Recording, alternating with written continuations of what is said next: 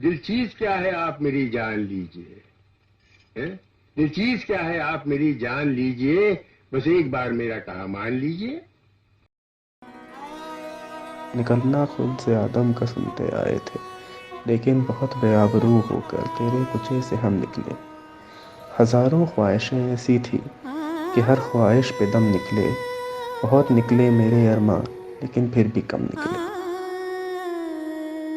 Ghalib wrote this for Nawab Jan on her gravestone, cementing the legend of Nawab Jan and Mirza Ghalib in the vast history of tawaifs.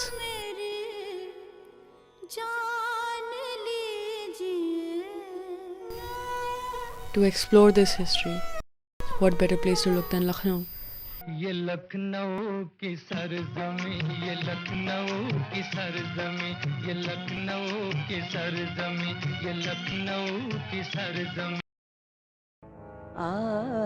With the decline of the Mughal Empire, many tawaifs left Delhi behind and moved to Lucknow, where the Nawabs still supported their art. They moved to an area called Chowk.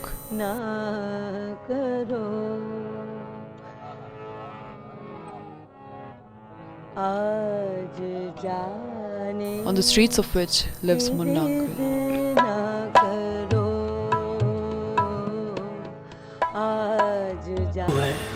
पुराना धर्मशाला, उससे अंदर आप जब आएंगे तो ये ठाकुर द्वारा कौन सा है?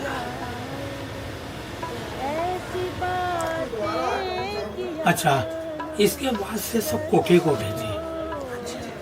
यहाँ से लगा करके आपके अकबर गेट तक, और जितनी गलियाँ थी इन सबके अंदर कोठे होते थे। इनके हमेशा दो रास्ते होते थे, एक में जाने का, एक चोर रास्ता था निकलने का। तो इस गली में है, मुतारी गली कहलाती है, यहाँ भी सब थी पहले। तो ये सब तवाइफों कोठे थे, यहाँ डांस होते थे ज़्यादा। और जो जिनकी रखायल होती थी या परसेंटेज में पैसा ज़्यादा मिला, उस हिसाब से वो अपने को एडजस्ट करते थे। ज़्यादातर इनके यहाँ नाच गाने का अकबरी गेट के टुकड़े से पहले ही ये सब नाच गाने का प्रोग्राम वाली ज़्यादा थी। अच्छा। और गलियों में थी, ये बिजनेस करती थी। अच्छा। हर मिलने की मुन्नी है, किरण है। ये मुन्नी का कहाँ पे कोठा था, कुछ याद है? कोठा शायद सामने था, बिल्कुल गली के, इसी गली के सामने, इसी गली के सामने ऊपर कोठा था। अच्छा। जो कि हम यहाँ से बैठ करके, ये बिल्डिंग है मेरी, यहीं से बैठ करके हम खटिया बैठे होते थे। हमारी वाइफ भी थी उस टाइम। तो उस टाइम हम यहीं से देख लेते थे, गाना नहीं सुन पाते थे लेकिन डांस देखते थे। हाँ, नाच गाने के तो बहुत से आदमी थे यहाँ, जितने यहाँ के रईस थे वो सब शौकीन मिजाज के थे। वो शाम को वहाँ जाना जरूर है। आप नहीं, हम भी एक मौके थे। वो भी जब उसको डांस के लिए प्रोग्राम कराना था तो वहाँ गए थे। आप किरण के बारे में बताइए। किरण को हम 2 मरते ले गए उसको डांस के लिए। रात में प्रोग्राम कराया उसका, वो उसके क्योंकि मेरे उसके दस्तखत थे तो उसको बैठना जरूरी पड़ेगा, सिक्योरिटी रहती उसकी पूरी। और हमने आपको बताया ना कि जब आपकी कोई ज़्यादा डिमांड हुई पैसों की तो लोग देते थे, तो वो हमने नहीं तो बाकी नहीं, वो डांस करती थी। अच्छा।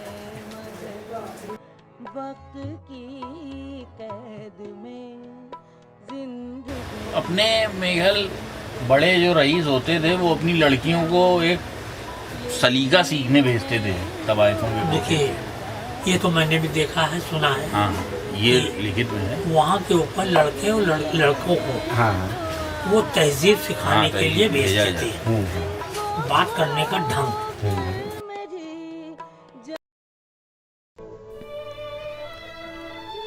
तकदीर, किस्मत तो सभी की होती है। कुछ ऐसी ही किस्मत ज़माने ने तवाइफों की भी लिखी है। ज़माने की फितरत ही मान लो कि वो खुद तो बदलता रहा और साथ ही बदलती रही तवाइफों की हकीकत। Post 1857, along with Mughal dynasty and Nawabs of Awadh, we saw a culture being destroyed. These entertainers were now nautch girls. As historian and professor Veena Talwar Oldenburg wrote in her book The Making of Colonial Lucknow, to relate tawaifs to prostitution is an extremely corrupt portrayal of the institution. to protect Victorian morals, Britishers and Christian missionaries started to blur the differences between tawaifs and prostitutes. Britishers systemically destroyed and stigmatized the wife culture.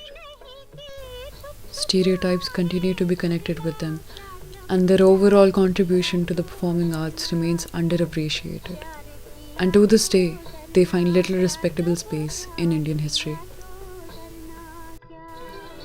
The wives also diverted their career paths and branched off into various professions, becoming the first women to act in Bollywood, direct and write films.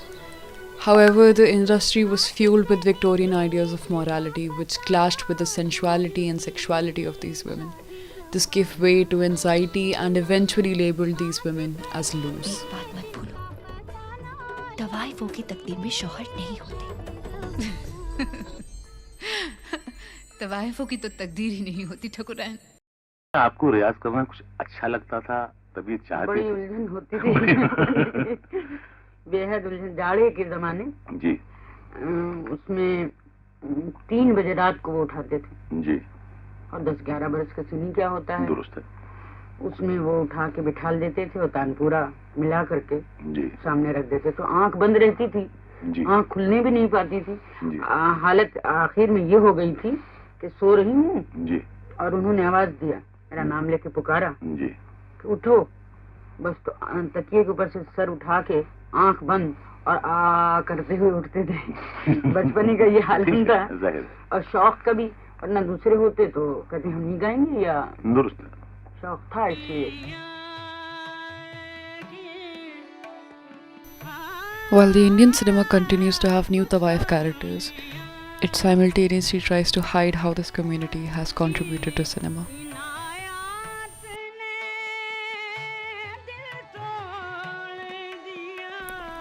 These women who were artists were eventually stigmatized as prostitutes by this industry.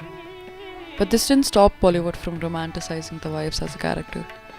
Time and again, tawaifs were either portrayed as vamps oozing sexuality or prostitutes with a heart of gold. They were always viewed as fundamentally tragic figures.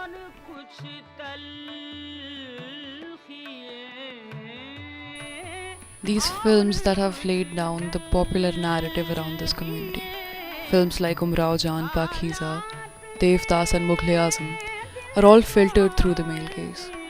These films don't portray their lives realistically.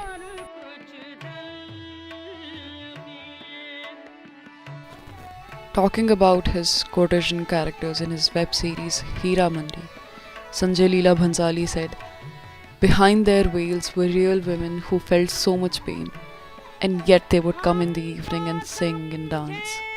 The courtesans don't have a place in society. The society goes to them.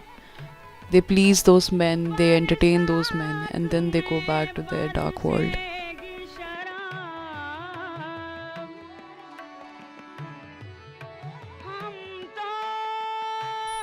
The wives were women who had economic and sexual freedom in a time where this was bold. As a society, we have flooded their community with our notions of morality. Time has changed the course of who the wives are in our society. Now there's a hesitation around even the talk of the wives. There remains misinformation and somewhere a lack of respect altogether.